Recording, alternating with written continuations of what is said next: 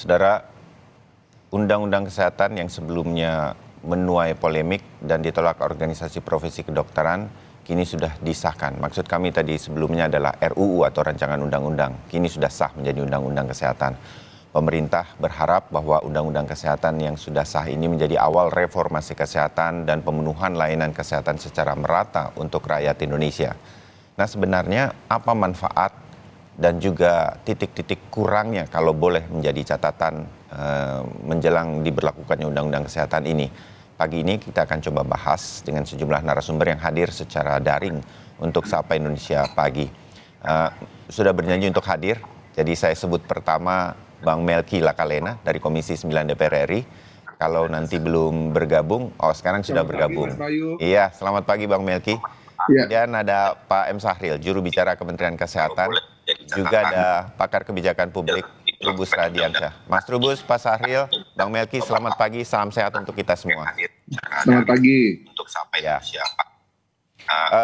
Pak Sahril dulu, Pak Sahril, kita publik selama ini kan dalam beberapa hari ini ada polemik-polemik berkaitan dengan rancangan undang-undang disahkan menjadi undang-undang kesehatan.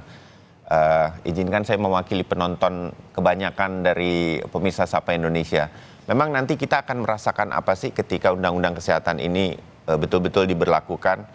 Perubahan-perubahan signifikan apa yang akan segera dirasakan oleh masyarakat? Pak Sahril. Ya, terima kasih.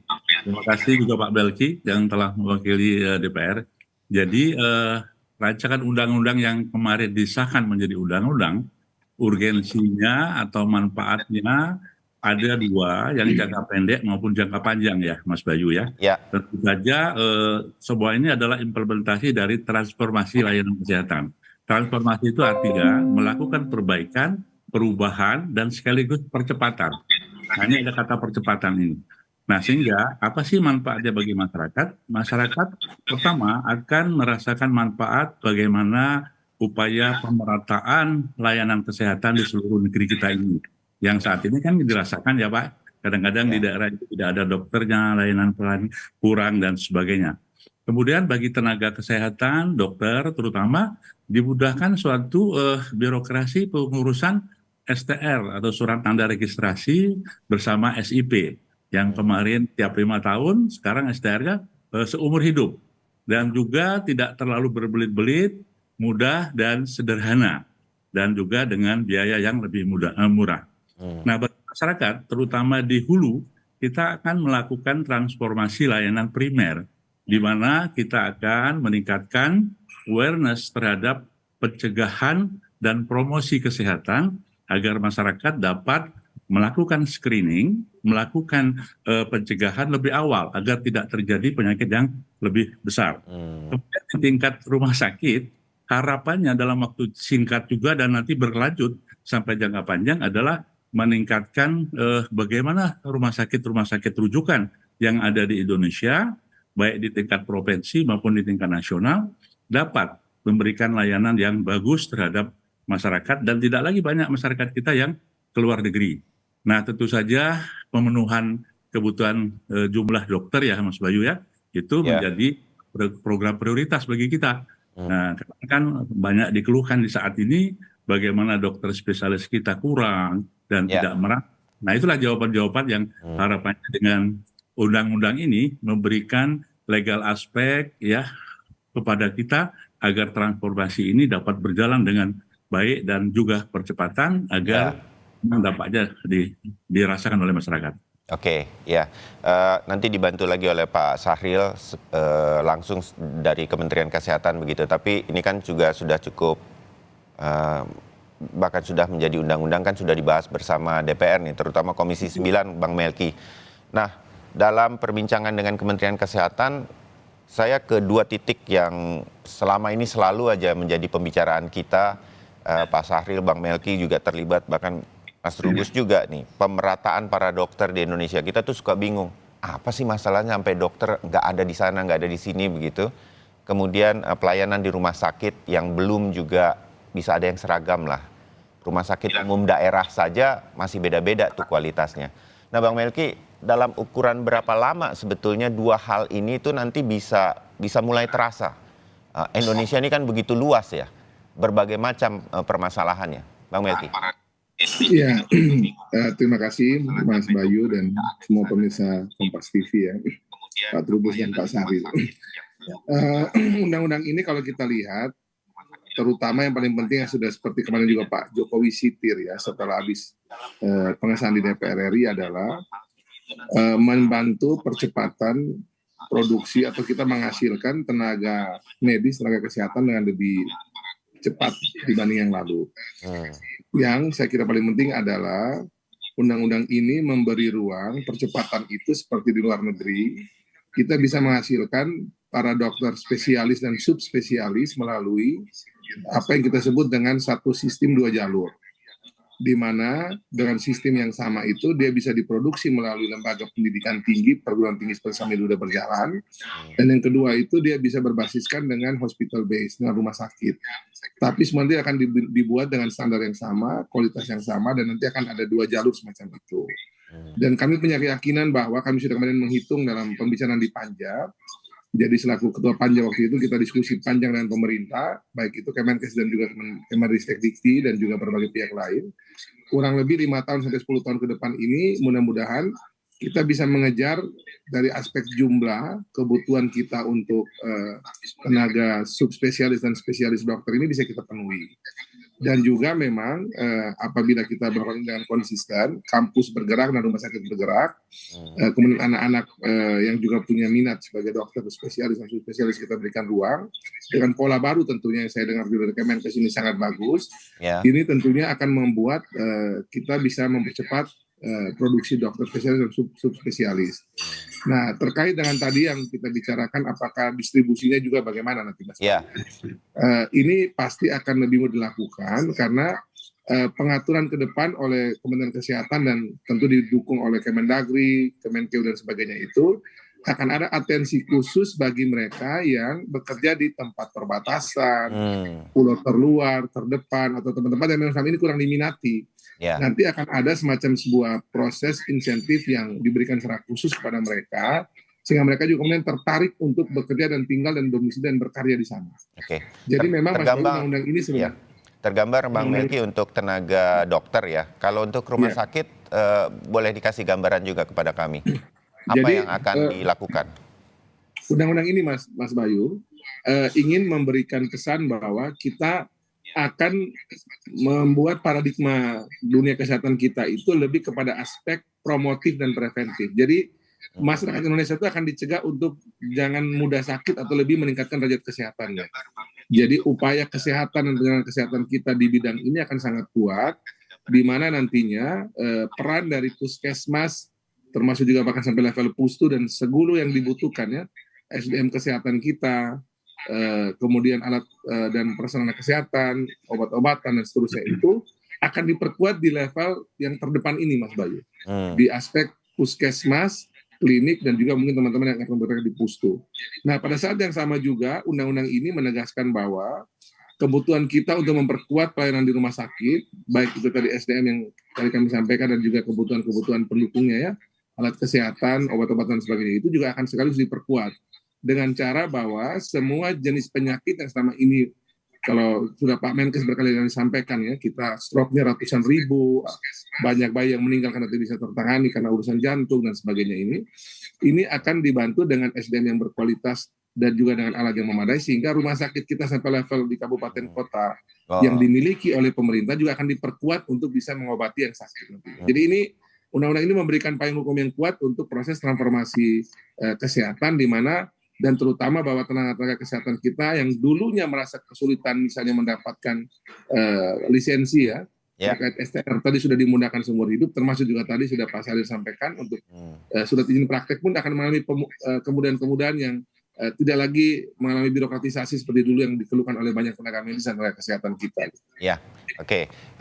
Tergambar sedikit-sedikit nih, karena memang ini begitu luas yang diatur dalam Undang-Undang Kesehatan ini. Izinkan saya memahaminya sedikit demi sedikit mewakili pemirsa Sapa Indonesia Pagi juga. Jadi terbayang bahwa dalam 5-10 tahun tenaga medis akan lebih tersebar meratanya di seluruh Indonesia, dan juga peningkatan terhadap pelayanan rumah sakit mulai akan ada penyamarataan yang baik lah bagi pelayanannya. dan juga sosialisasi berkaitan dengan kalau perlu jangan sakit kan, saya setuju itu, bagaimana pencegahan akan lebih kuat di sana.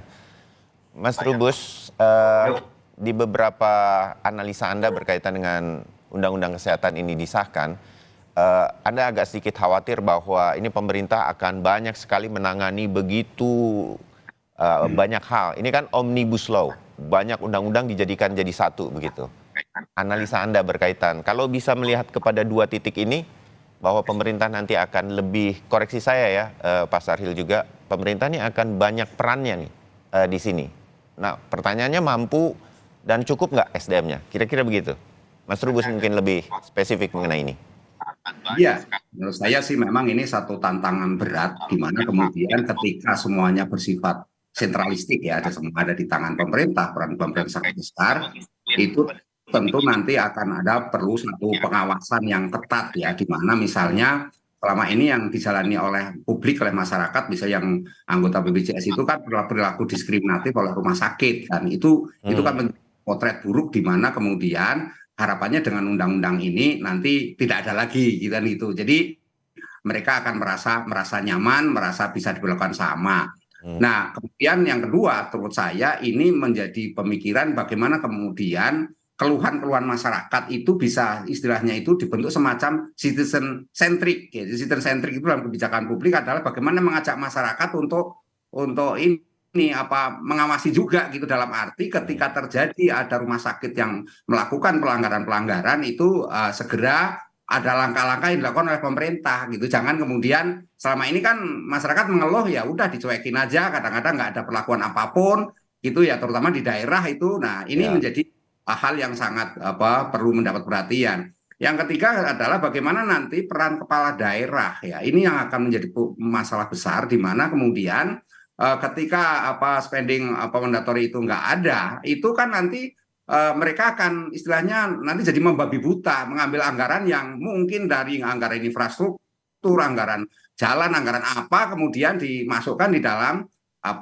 untuk kebutuhan anggaran kesehatan. Karena karena selama ini kan memang itu ada dari APBN maupun APBD. Nah, sekarang dengan dihapuskannya ini kan menjadi tantangan besar bagi kepala daerah untuk kreatif inovatif itu loh Mas, untuk memenuhi kebutuhan kesehatan di lingkup masyarakat yang masing-masing. Nah, dalam hal ini memang ini pemerintah pusat dan pemerintah daerah harus melakukan kolaborasi sinergitas yang kuat.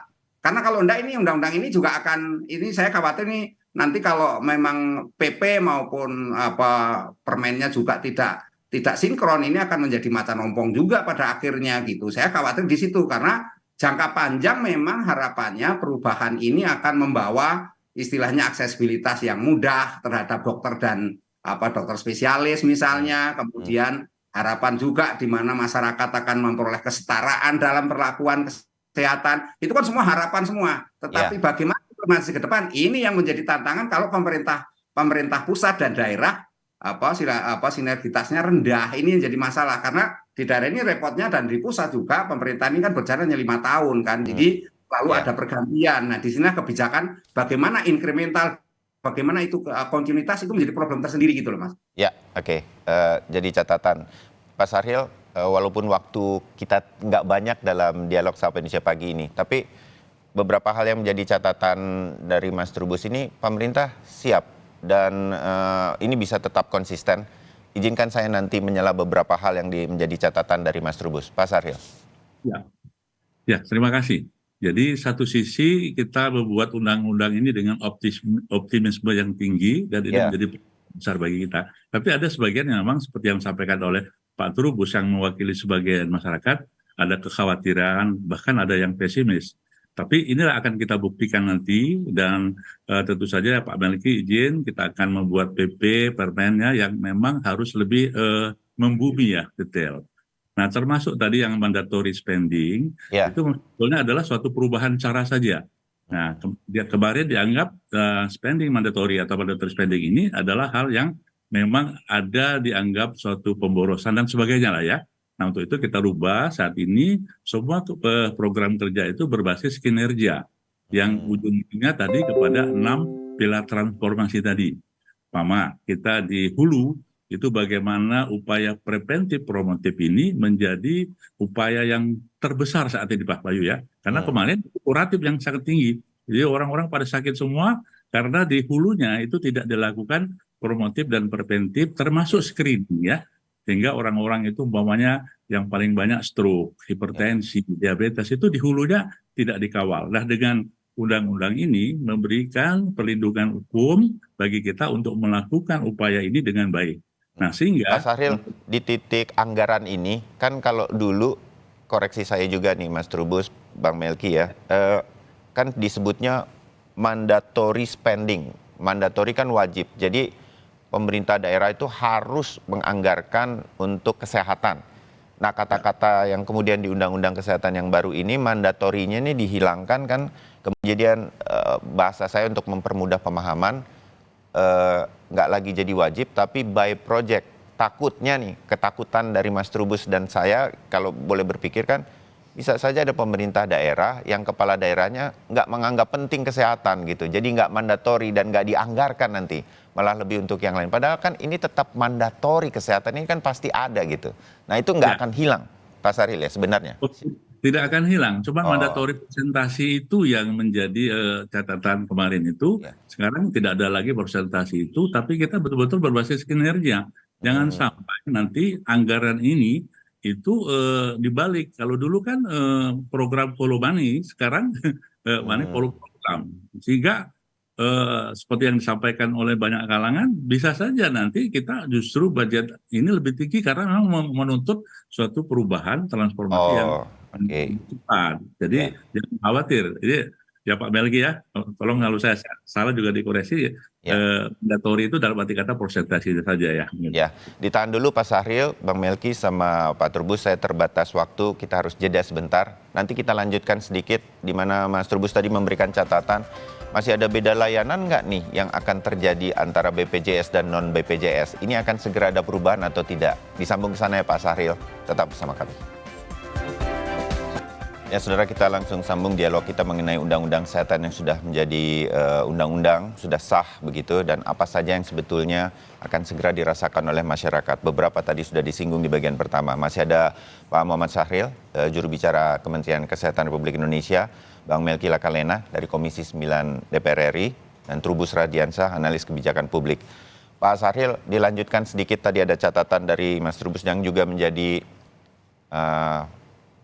yang selama ini menurut saya yakini terus dirasakan oleh masyarakat, masih ada perbedaan layanan BPJS dan non-BPJS. Nah ini juga menjadi salah satu yang akan segera diperbaiki dalam waktu dekat, Pak Sahril, dengan Undang-Undang Kesehatan yang baru. Betul. Kata kuncinya ada 3 Pak Bayu. Satu adalah akses ya, kemudahan akses. Yang kedua adalah mutu atau kualitas layanan. Yang ketiga murah. Nah ketiga hal ini yang terjadi di masyarakat kita, sulitnya akses, kemudian mutu yang disebutkan tadi, ada sebagian yang mungkin tidak sama. Nah, dengan undang-undang ini, kita berharap semuanya akan menjawab itu. Bagaimana akses mudah sampai ke seluruh pelosok, dengan cara apa? Seluruh fasilitas pelayanan, puskesmas, rumah sakit mempunyai standar yang sama. Kemudian juga SDM yang sama. Kemudian mutunya ya sama, karena dikendalikan dan diatur secara nasional, bahwasanya layanan di rumah sakit begitu loh standarnya, layanan di puskesmas juga harus begini. Nah dengan itu maka akhirnya kita akan memberikan layanan yang murah Pak. Yang saat ini kan sebagian ya Pak Trubusnya dirasakan layanan kesehatan terutama di rumah sakit kan mahal. Ya kan? Nah untuk itu kita akan menjawab ini, mudah-mudahan memang niat kita ini ya Pak Melki ya, mudah diakses, ya karena merata, kemudian juga mutunya harus dijamin, termasuk antara BPJS dan tidak BPJS. BPJS dan tidak BPJS itu kan hanya beda cara pembayaran ya Mas Bayu. Ya. Oke. Dokternya sama, perawatnya sama, obatnya sama. Jadi ya tidak ada alasan membedakan layanan itu. Yang hanya saja mungkin perlu di-clearkan bahwa banyaknya pasien BPJS menyebabkan juga mungkin antrian yang berbeda dengan yang berbahaya. Itu saja sebetulnya. Dan nanti diratakan ini, maka tidak semuanya harus ke Jakarta dong. Tidak semuanya harus ke Darmais atau ke Harapan Kita, tapi cukup di beberapa provinsi yang memang sudah standarnya sama. Oke, itu harapan-harapannya. Baik, satu lagi yang sekarang juga dirasakan masyarakat, saya ke Bang Melki Lakalena. Ini ada hubungannya juga dengan, saya menyebutnya apa ya, hubungan baik yang terjadi nanti antara pemerintah, Kementerian Kesehatan yang menerapkan undang-undang kesehatan ini dengan niat-niat baik tadi yang seperti disampaikan Pak Syahril dan juga Bang Melki, dengan para tenaga kesehatan nih, teman-teman kita, kalau nggak ada mereka ya gimana undang-undang ini mau jalan juga kan. Jadi harmonisasi seperti apa yang mungkin harus berjalan. Sementara di masyarakat, Bang Melki, Pak Syahril, waktu saya katakan saya akan berbicara mengenai ini dengan Anda semua pagi hari ini di Sapa Indonesia Pagi di Kompas TV, ini titipan dari beberapa teman-teman, masih ada perasaan begini,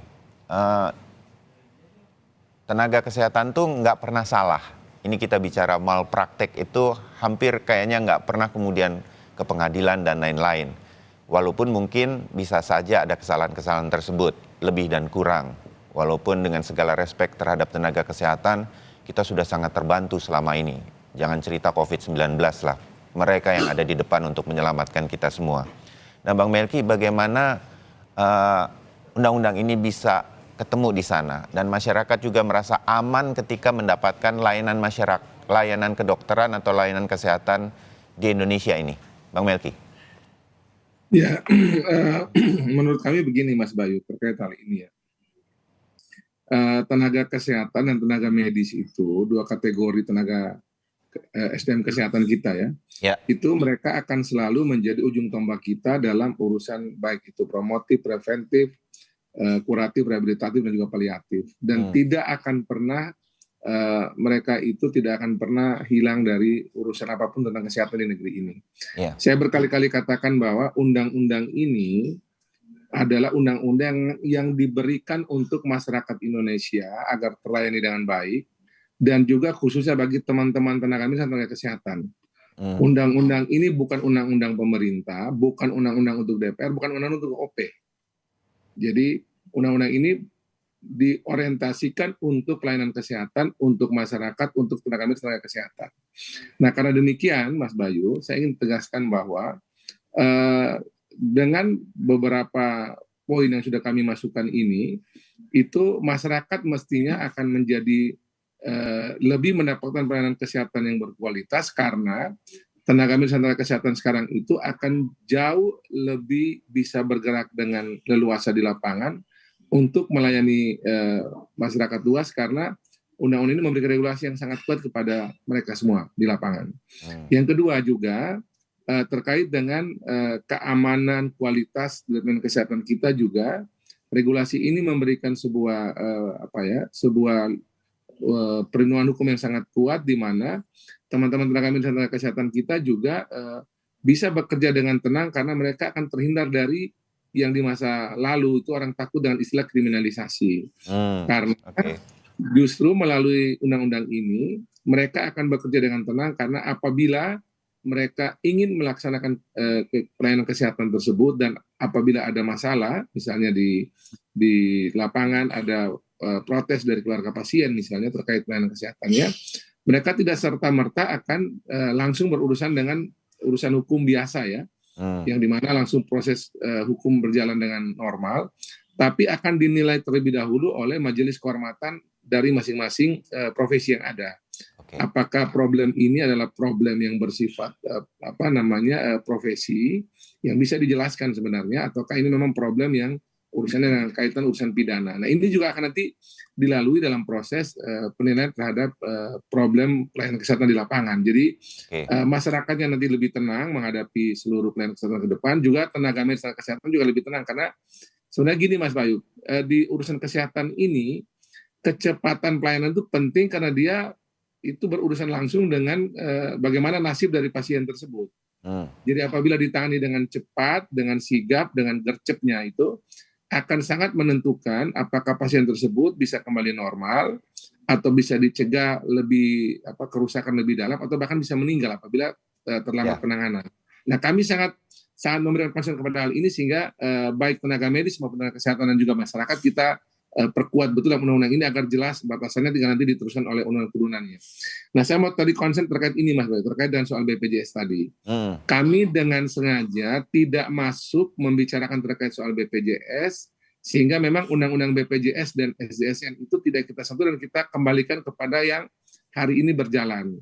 Misalnya juga saya tahu ada mungkin ini salah atau hoax yang berkembang lagi ataupun salah interpretasi orang terkait dengan misalnya soal kepesertaan dari anggota para pekerja kita, tidak ada kami sentuh di undang-undang ini, tetap existing yang berlaku di undang BPJS. Jadi tetap seperti biasa, pekerja tetap mendapatkan BPJS kesehatan, kemudian juga keluarga juga kita harapkan juga seluruhnya bisa ikut. Jadi ini tidak akan keluar dari instruksi presiden yang sudah dikeluarkan untuk melakukan percepatan JKN di tanah air. Jadi tidak ada masalah, BPJS juga tetap berjalan seperti normal karena undang-undang BPJS tidak akan disentuh sama sekali di urusan undang-undang omnibus kesehatan ini. Oke, jadi dari sisi masyarakat, dari sisi profesi, mudah-mudahan undang-undang kesehatan ini tetap melindungi, terutama dengan organisasi profesi nanti ada. Dan kemudian dari sisi masyarakat, kalau memang terjadi sesuatu yang malpraktek begitu dari rumah sakit atau profesi tenaga kesehatan, itu juga sebetulnya akan terjamin lewat undang-undang kesehatan ini. Ini dipastikan juga ya, Bang Melki? Benar. Jadi misalnya gini ya, kita juga di undang-undang kesehatan ini memastikan bahwa setiap pasien yang sampai di fasilitas pelayanan kesehatan, puskesmas rumah sakit itu wajib segera ditangani. Tidak boleh ditanya macam-macam lagi urusan administrasi dan sebagainya. Harus wajib segera ditangani. Dan apabila ada kejadian di lapangan di mana pasien tersebut tidak segera dilayani, undang-undang ini juga memberikan sanksi kepada penyelenggara kesehatan dan orang yang bertanggung jawab terhadap ketidakcepatan pelayanan terhadap pasien yang membutuhkan pertolongan tersebut. Jadi undang-undang ini juga menjamin bagaimana kecepatan pelayanan dan ada sanksi bagi fasilitas pelayanan kesehatan yang tidak menjalankan urusan ini. Dan itu di dalam undang-undang ini kita berikan juga pesan yang keras terhadap hal tersebut. Termasuk juga tadi Mas Bayu terkait dengan OP, organisasi profesi juga nggak usah khawatir, tetap ada di negeri ini, tetap akan bisa bekerja dengan sebuah iklim baru yang berbeda dengan yang lalu. Yang kalau dulu itu, yang saya dengar dari beberapa catatan para senior kesehatan di tanah air, sebelum 2024 itu sebenarnya yang kita buat ini sudah juga terjalan sebenarnya, waktu era tersebut ya.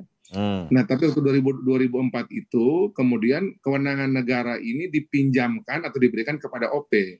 Yang kemudian dalam perjalanannya kita lihat, ternyata koordinasi antara OP dan pemerintah tidak berjalan, sehingga melalui undang-undang ini sebenarnya pemerintah mengambil alih lagi kewenangan yang dia berikan kepada OP. Nah, tapi dengan tetap OP-nya tetap hidup dan mungkin akan lebih dari satu, karena undang-undang ini memberikan pesan bahwa setiap atau tenaga medis dan tenaga kesehatan berhak membuat OP dan nanti akan distandarisasi oleh pemerintah. Kalau kita ingat Mas Bayu, dulu juga untuk urusan rumah sakit itu kita cuma hanya satu, namanya KARS. Dialah yang menilai seluruh urusan rumah sakit di negeri ini.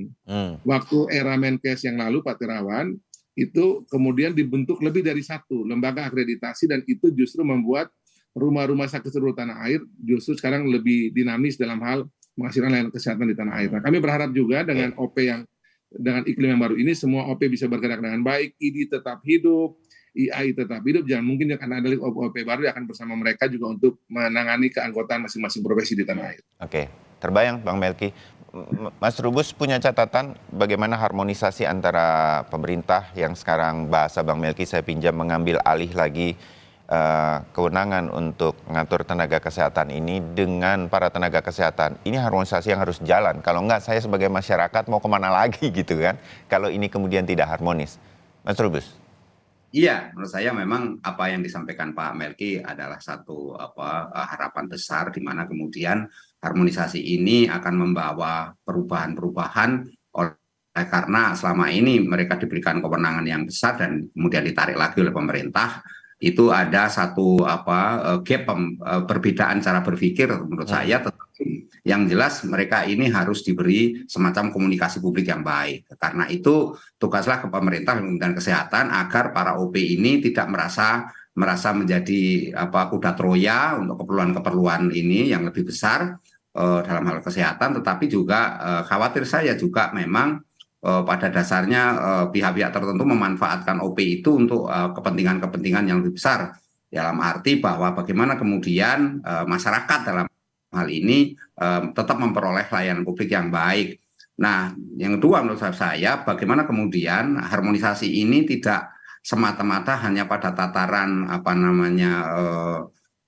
istilahnya rumusan kebijakan semata, tetapi pada tataran bagaimana implementasi di lapangan dan bagaimana nanti evaluasinya bisa berjalan secara sinkron. Karena apa? Karena kita perlu semacam pembuatan kalkulator pelayanan publik ya, sehingga kualitas dari layanan publik itu betul-betul terjadi gitu. Artinya apa? Ketika nanti apa yang disampaikan Pak Melki terkait dengan BPJS dan sebagainya dan OP itu sendiri bisa berjalan sesuai dengan harapan kita, karena selama ini memang masyarakat selalu memandang bahwa apa yang dilakukan pemerintah itu nggak ada sanksi kepada mereka-mereka yang melakukan pelanggaran-pelanggaran, baik itu tadi disebut ada di dalam penyelenggara kesehatan sekarang dapat sanksi dengan adanya undang-undang ini, Mas. Tetapi nanti itu harapannya ada penegakan yang betul gitu, karena selama ini kan mereka ya jujur saja yang namanya tenaga kesehatan itu seperti dewa, Mas. Mereka nggak bisa disalahkan, mereka seperti orang sakti itu yang kemudian menganggap diri sebagai serba benar dan serba bisa. Jadi penyakit menurut saya sindrom Thanos itu seringkali menjadi problem tersendiri, di mana tenaga kesehatan ini merasa diri sering menjadi orang yang paling berbeda gitu, paling berkuasa. Nah, arogansi ini saya rasa sudah bisa dilakukan pembenahan melalui undang-undang ini. Harapannya kemudian masyarakat akan terlindungi. Bagaimana kemudian percepatan layanan ini tidak semata-mata hanya konteksnya memberikan semacam akses, tapi juga bagaimana kemudian kecepatan dalam memperoleh kebutuhan-kebutuhan masyarakat. Dalam arti misalnya obat-obatan itu harus cepat, jangan kemudian obat-obat itu lama. Ini sekarang ada telemedicine juga pada akhirnya tidak membawa kecepatan dalam masyarakat memperoleh layanan, karena sering terjadi kemudian ada kendala-kendala di dalamnya. Jadi menurut saya ini memang Mas, harmonisasi ini memang dampaknya membawa perubahan besar dampaknya nanti, tetapi saya rasa ini memang perlu konstruksi besar bagaimana pemerintah kemudian meyakinkan kepada masyarakat dan sekaligus ke OP dan tenaga kesehatan dan rumah sakit di dalamnya agar betul-betul melaksanakan Omnibus Law ini secara benar, karena kalau tidak ya yang terjadi nanti tidak akan beda dengan yang sebelumnya gitu loh, Mas. Artinya ya seperti yang kita lihat sekarang, selalu ada ketimpangan, selalu ada diskriminasi, dan kesetaraan itu masih jauh dari harapan menurut saya itu, Mas. Oke. Terbayang bahwa sekali lagi ingin saya menggambarkan kepada pemirsa Sapa Indonesia ini yang mendengarkan obrolan kita, ini bukan Pak Syahril bersama Pak Budi, Pak Menteri Kesehatan, ini tugas yang tidak ringan. Bayangan saya Pak, sekarang aja Kementerian Kesehatan bukan memiliki tugas yang ringan begitu ya, tetapi ini akan menjadi tugas yang begitu berat. Bahasa Mas Rubus tadi ini semua akan diambil alih oleh pemerintah, dalam hal ini Kementerian Kesehatan. Begitu banyak hal, organisasi profesinya, transformasi kesehatannya, layanan masyarakatnya, yang kita tuh kan kepengennya murah, cepat lagi gitu kira-kira. Kalau itu bisa terjadi bukan main, kalau arahnya saja ke sana. Mengambil alih lagi kewenangan milik pemerintah ini untuk mengatur banyak hal ini. Nah, apa yang akan dilakukan oleh Kementerian Kesehatan sendiri, Pak Syahril? Kalau boleh saya ingin mengatakan, kemampuan dari Kementerian Kesehatan sendiri nanti akan dibenahi juga, ada transformasi yang khusus untuk begitu besar tanggung jawab ini, Pak Syahril? Ya, terima kasih. Jadi betul Mas Bayu. Jadi di internal Kementerian Kesehatan juga sudah ada namanya transformasi internal Kementerian Kesehatan. Jadi dari pucuk pimpinan sampai bawah melakukan transformasi di dalam menyiapkan diri dengan undang-undang yang baru ini. Karena terjadi suatu perubahan yang luar biasa. Nah, kami ingin memberikan penegasan Pak Bayu dalam obrolan kita. Jadi satu statement yang penting bagi kita, jadi ujung layanan kesehatan yang kita gadang-gadang ini, yang kita harapkan ini adalah merupakan sinergitas dan simultans dari semua komponen profesi yang ada. Ya apa? Harmonisasi itu mulai dari hulu. Contoh, di tingkat puskesmas pembantu atau masyarakat, itu harus ada peran para dokter epidemiologi, kemudian ada peran surveillance, dan seterusnya. Jadi mereka ini juga harus menjadi bagian yang harus harmonisasi di tingkat hulunya, sehingga upaya preventif, promotif ini dapat berjalan. Begitupun di tingkat rumah sakit, bagaimana dokter-dokter umum, dokter spesialis, dokter gigi dan seterusnya juga harus menjadi bagian dari program ini. Nah, tentu saja seperti yang disampaikan Pak Melki tadi, begitu sudah di unit kerja, maka personal-personal, individu-individu ini bagian dari satu profesi yang mempunyai kompetensi, Pak Bayu. Ya. Nah, nanti seorang dokter harus berperan maksimal, ya, kompeten yang bagus, orang perawat, bidan, dan seterusnya. Nah, ini penting sekali bagi kita, bahwasanya untuk mensukseskan kita mencapai transformasi ini, dibutuhkan harmonisasi dan sinergi yang baik seluruh profesi kesehatan. Oke. Nah, yang kedua, Mas Bayu, tentu Ya. saja dalam hal ini pekerjaan ini pekerjaan besar dan luar biasa, dan kami sampaikan bukan berarti mengambil alih tugas ya, bukan mengambil alih tugas, tapi kewenangan yang harusnya negara harus hadir itu dikembalikan ke kita gitu, ya. Nah, Oke. sehingga dengan pengaturan ini, insya Allah kita akan mengatur tenaga kesehatan, tenaga medis, dan tenaga yang berhubungan layanan di kesehatan, baik dari hulu sampai ke hilir, kita akan harmonisasi dalam rangka melakukan transformasi yang luar biasa terhadap masyarakat yang kita cita-citakan ini gitu, Mas Bayu. Ya, oke. Makin terbayang saya, Pak Sahril, ya, bagaimana ini sesuatu yang bukan secara mudah membalik telapak tangan undang-undang kesehatan ini yang disebut sebagai sebuah transformasi kesehatan. Nah, saya kembali ke Bang Melki di Komisi 9 sebagai wakil kita semua.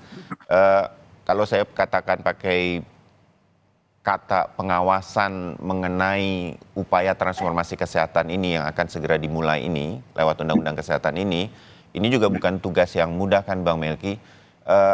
Apa yang kira-kira membuat Komisi 9 yakin bersama kita sama-sama bisa mengawasi dan menemani sebagai sebuah sinergi kepada Kementerian Kesehatan atau pemerintah agar transformasi kesehatan ini, minjem bahasanya Mas Trubus, nggak jadi macan ompong dan kita harus jadikan ini kenyataan kan sebagai sebuah kerja bersama.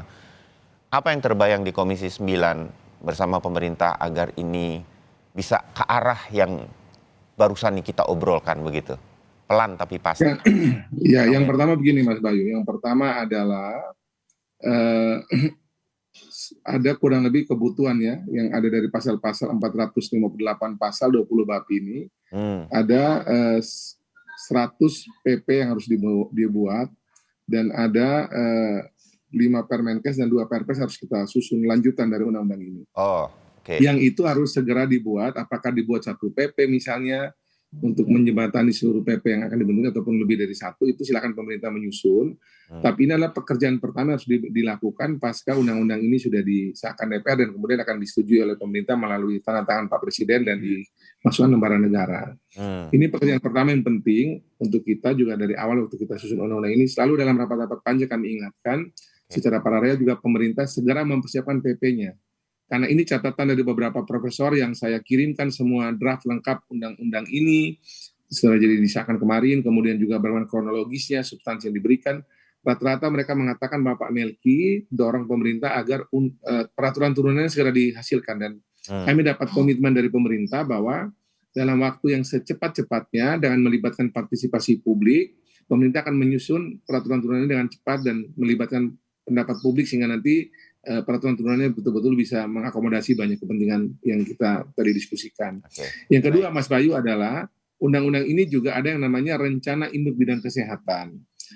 Ini semacam kita menyusun repelita di masa lalu di mana perencanaan kesehatan di tingkat pusat dan daerah akan merujuk kepada yang namanya RIBK ini, rencana induk bidang kesehatan.